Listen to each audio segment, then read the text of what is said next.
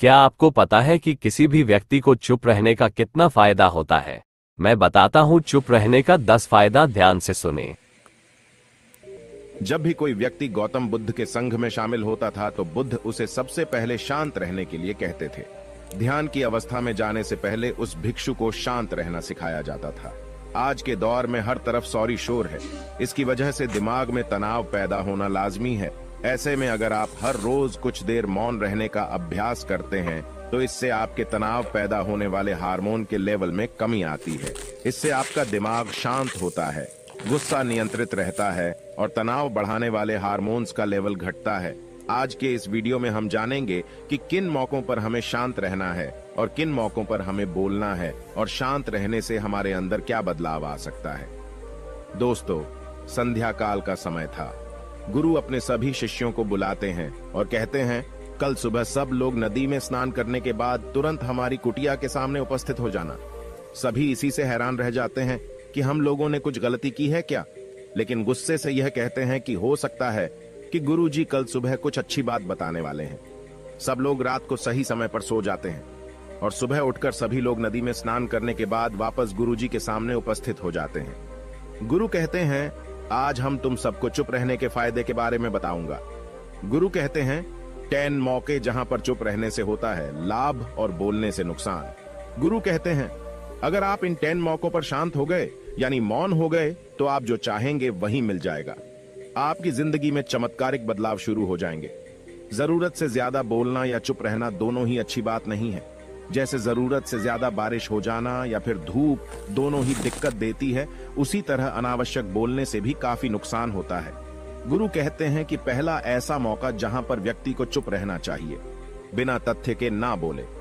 गुरु ने कहा, अगर आपके पास कोई तथ्य नहीं है तो वहां चुप रहने में ही भलाई है। चुप बैठने से दिमाग में नई कोशिकाओं का निर्माण होता है और इससे ज्ञान की वृद्धि होती है। बोलने में भलाई वही है जहां आपको किसी चीज के बारे में पूरा ज्ञान हो। अगर आप बिना तथ्य के कहीं बोलते हैं या फिर बेवजह बोलते हैं तो आपका वहां मजाक भी बन सकता है। अगर आपके पास पर्याप्त जानकारी नहीं है, ऐसी जगह पर बोलने से आपका मजाक तो बनी रहेगी, साथ ही साथ लोगों का भरोसा भी आपसे उठने लगेगा। इसलिए ऐसी जगह पर शांत रहो जहां तुम्हें पता ना हो कि क्या बोलना है क्या नहीं। कई बार कुछ लोग ऐसे होते हैं जो हर जगह अपनी उपस्थिति बताने लगते हैं। उन्हें पता नहीं होता है कि हमें क्या बोलना है, लेकिन फिर भी बोलते जाते हैं और फिर बाद में दूसरे लोग उनके जाने के बाद उनका मजाक उड़ाते हैं। जब तक आपको उस तथ्य के बारे में अच्छा ज्ञान नहीं है, उसके बारे में पता नहीं है, तो वहां चुप रहना ही ज्यादा समझदारी है। गुरु ने कहा, दूसरा ऐसा मौका जहां पर व्यक्ति को चुप रहना चाहिए। शब्दों से न पहुंचे ठेस, अगर आपके शब्द किसी को मानसिक ठेस पहुंचा रहे हैं तो वहां चुप हो जाना चाहिए। कमजोर व्यक्ति के बारे में कुछ भी बोलकर आप महान नहीं बन सकते हैं। महान आप किसी कमजोर का साथ देने में बनेंगे। कई बार होता है कुछ लोग अपने से छोटे व्यक्ति को भला बुरा कहते रहते हैं। सामने वाला इंसान तो कद से आपसे छोटा है, वह आपको कुछ नहीं बोलेगा, लेकिन आप उसकी नजरों में गिरते चले जाएंगे। हो सकता है कि कल वह भी आपसे पद में बड़ा हो जाए। पद में आपसे जब वह बड़ा हो जाएगा तो आज जो रवैया आपका उसके साथ है, आने वाले समय में वह भी आपके साथ वही करेगा। आप किसी को नीचा दिखाकर बड़ा नहीं बन सकते हैं। बड़ा बनना है तो अपने से छोटे लोगों का इज्जत भी करना सीखें और साथ ही साथ बड़े लोगों का भी सम्मान करना चाहिए। लोगों को लगता है कि अगर वह अकड़कर बोलेंगे और सामने वाले को नीचा गिराने की कोशिश करेंगे तो वह बड़े बन जाएंगे, तो यह उन सब की भूल है। बड़े होने की बजाय आप उनकी नजरों में गिरते चले जाएंगे।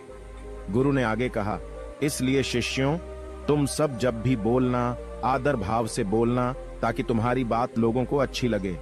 बोलने में भाई बहन, माता पिता, मित्र इत्यादि संबोधन शब्दों का इस्तेमाल जरूर करना। इससे तुम्हारी मान प्रतिष्ठा तो बढ़ेगी ही, साथ ही साथ लोगों की नजरों में तुम समझदार व्यक्ति बनते जाओगे। गुरु ने आगे कहा, तीसरा मौका जहां पर व्यक्ति को चुप रहने में ही भलाई है। क्रोध या घृणा करने वाले लोग, जब कोई अपना या सगा संबंधी आप पर क्रोध कर रहा हो, आपका अपमान कर रहा हो, तो आपको उस वक्त चुप रहना चाहिए ताकि सामने वाले का गुब्बारा पूरी तरह से फट जाए। आप यदि सही हैं तो उसे कतई माफीनामा गए और चुप रहकर ही सही समय का इंतजार करें। वह खुद आपसे माफी मांग लेगा जब उसे अपनी गलती का एहसास हो जाएगा। गुरु आगे कहते हैं कि अगर आपका कोई सगा संबंधी आप पर क्रोध कर रहा हो और आप उस समय शांत हैं, तो यह आदर सम्मान देने की निशानी होती है। इससे न कोई छोटा होता है और न ही बड़ा। अगर आपको क्रोध आ रहा है तो आप या तो वहां से किसी का अनादर किए बिना चले जाएं या फिर चुप रहें। क्रोध करने से आपके रिश्ते खराब होंगे। क्रोध करने से हमेशा क्रोध करने वाले व्यक्ति का ही बुरा होता है। गुरु आगे कहते हैं कि एक बार की बात है, एक सांप जंगल से भागते हुए किसी राजा के घर में पहुंच गया। लोगों ने छेड़खानी की तो वह बहुत ही गुस्सा हो गया, जिससे घर में जो तलवार पड़ी हुई थी उसी को लपेटकर कसने लगा और धीरे धीरे उसका पूरा शरीर कट गया। ठीक उसी प्रकार हमारा गुस्सा भी हमारे शरीर को तलवार की भांति काटता रहता है। गुस्सा ध्यान से खत्म होता है प्रतिदिन। अगर आप ध्यान की मुद्रा में बैठे हैं तो आपका गुस्सा आपके नियंत्रण में रहेगा। गुरु आगे कहते हैं कि यह तरीका है कि आप प्रतिदिन ध्यान का अभ्यास करें।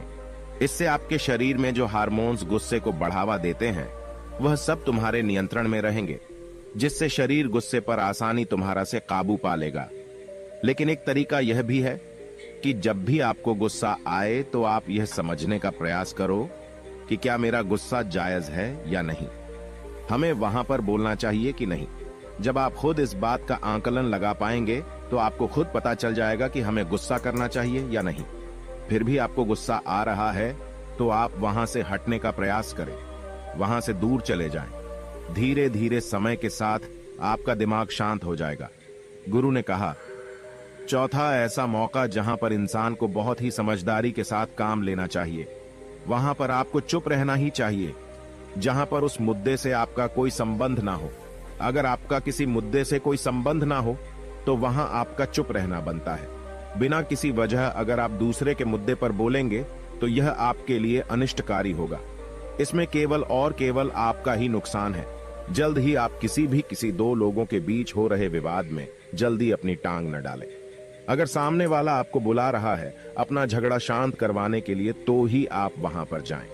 किसी की व्यक्तिगत जिंदगी में दखल अंदाजी नहीं देनी चाहिए जब तक कि वह व्यक्ति आपको नहीं बुलाता है। अपने झगड़े को शांत करवाने के लिए कुछ लोग फालतू में दूसरे के विवाद में कूद पड़ते हैं। इससे उनके मान सम्मान मर्यादा पर लोग उंगली उठाने लगते हैं।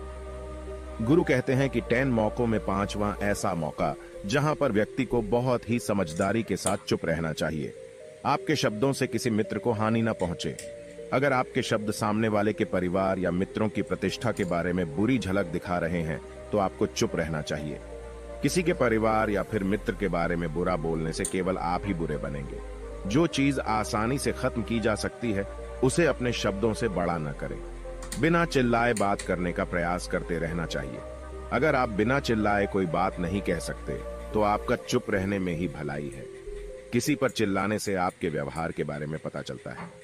ज्यादा बोलने से चीजें हमेशा खराब ही होती हैं। कई बार कुछ रिश्ते ज्यादा तेज बोलने की वजह से टूट जाते हैं।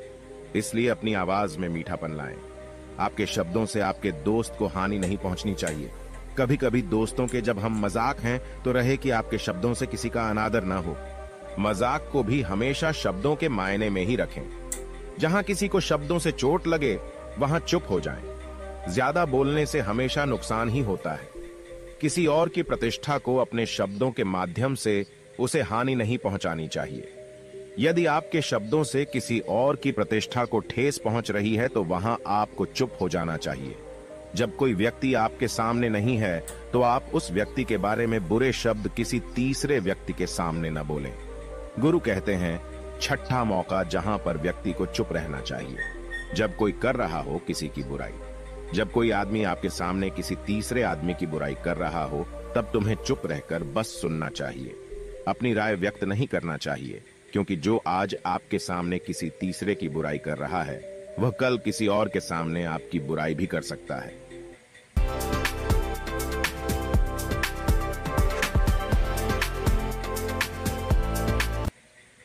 यदि आपने कुछ कहा है तो नीति शास्त्र के अनुसार जो अपने मुंह को बंद रखता है और बुद्धि से काम करता है वही इंसान समझदार होता है। बिना जरूरत के बोलना, किसी के बारे में किसी के बीच में बोलना यह गलत बात है। कभी कभी हमारे लिए बुद्धिमानी इसी में होती है कि हमें अपना मुंह ऐसी जगह पर नहीं खोलना चाहिए। गुरु आगे कहते हैं कि 10 मौकों में 7वां ऐसा मौका जहां पर व्यक्ति को चुप रहना चाहिए, जब कोई नहीं समझे आपकी भावना यदि आपको लग रहा है कि कोई व्यक्ति आपकी भावना, दुख या परेशानी को शब्दों में नहीं समझ रहा है, यदि आपको लग रहा है कि सामने वाला व्यक्ति आपकी भावना या दुख को या आपकी जो परेशानी है उसको वह समझ नहीं पा रहा है या समझने का प्रयास ही नहीं कर रहा है या वह आपको ध्यान से सुन ही नहीं पा रहा है, तो ऐसे व्यक्ति के सामने आप चुप ही रहें, क्योंकि ऐसे लोगों को आपकी भावना या दुख से कोई मतलब नहीं होता है। ऐसे लोगों को अपना राज बताकर आप पछताएंगे ही बाद में। इसलिए हर किसी को अपने मन की बात नहीं बतानी चाहिए।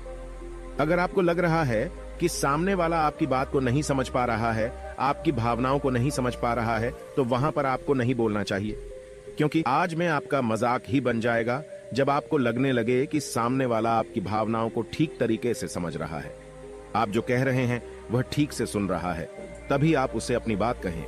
गुरु कहते हैं कि 8वां मौका जहां पर आपको चुप रहना चाहिए, जब कोई इंसान अपना दुख व्यक्त करे। यदि कोई इंसान अपने दुख या परेशानी को आपको बता रहा है, तो इसका मतलब यह है कि वह आपको अपना समझ रहा है। ऐसे में तुरंत ही उसे समाधान बताने के बजाय चुप रहकर उसके दुख या समस्या को सुने। उसके दुख या समस्या को किसी और को न बताएं। वह इसलिए नहीं बता रहा है कि उसकी समस्याओं का समाधान कर देंगे, बल्कि वह इसलिए भी बता रहा है कि सामने वाला उसकी बात को समझ रहा है। कई बार बताने से दुख कम हो जाते हैं। आपको अपना दुख इसलिए बता रहा होगा कि उसे लग रहा है कि आप उसकी बात को समझ रहे हैं।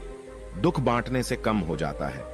इसलिए जब कोई व्यक्ति अपना दुख आपसे व्यक्त करे, तो आप चुप मारकर उसकी बात को बहुत ही ध्यान से सुने, ताकि उसके दुख कम हो जाएं।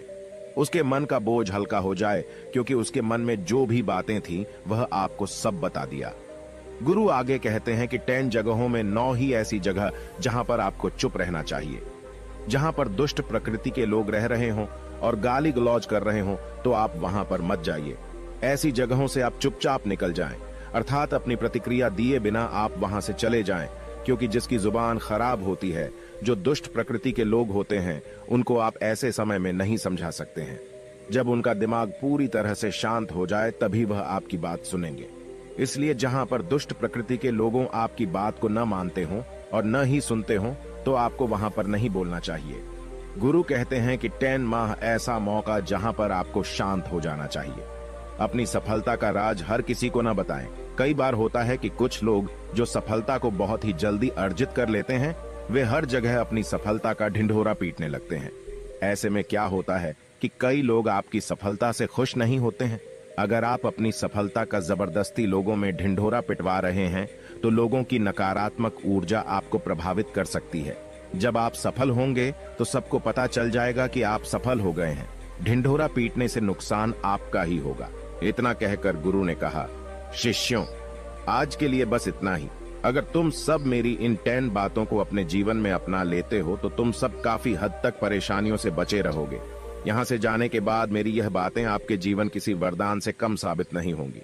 दोस्तों, मुझे उम्मीद है इस वीडियो से आपको बहुत कुछ सीखने को मिला होगा। अगर आप नए हो तो हमसे जुड़ने के लिए इस चैनल को सब्सक्राइब करना मत भूलिएगा।